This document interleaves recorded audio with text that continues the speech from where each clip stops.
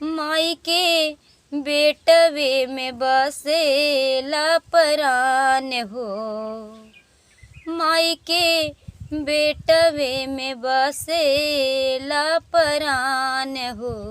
माई दुनिया में सबसे महान कि तू तो देलू अचरवा के छाम हो।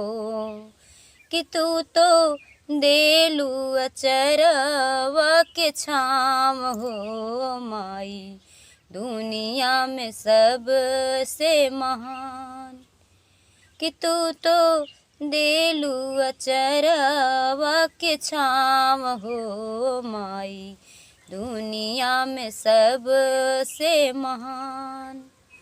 तो बहुत ही प्यारा गीत है, दर्द भरा माँ बेटे के जबलपुर जयपुर की घटना, जिस माँ ने अंतिम सांस तक अपने बेटे को अपने गले से लगा के रखी।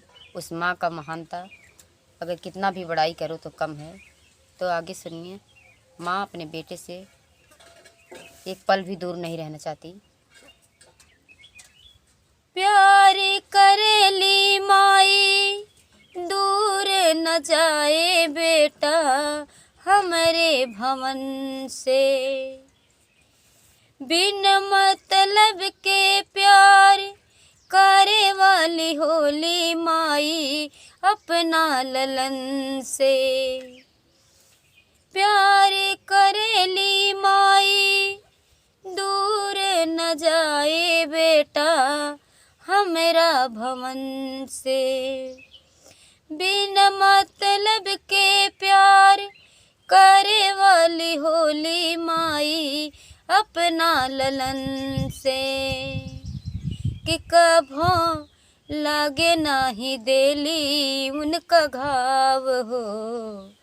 कि कभो लागे नाही देली उनका घाव हो। कि दुनिया में सबसे महान कि माई बेटवे में बसेला परान हो। माई दुनिया में सबसे महान कि अपन जोखिम में डालें। कि अपन जोखिम में डाली उजान हो। माई दुनिया में सबसे महान कि वो तो देली अचरवा के छाम हो। माई दुनिया में सबसे महान। तो बहुत ही प्यारा गीत उस माँ के लिए। आप लोग कमेंट ज़रूर करिएगा और उनकी बहादुरी के लिए, और ओम शांति नमन, उनकी आत्मा को शांति भगवान प्रदान करें। तो कैसा लगे गीत आप लोग ज़रूर बताइएगा।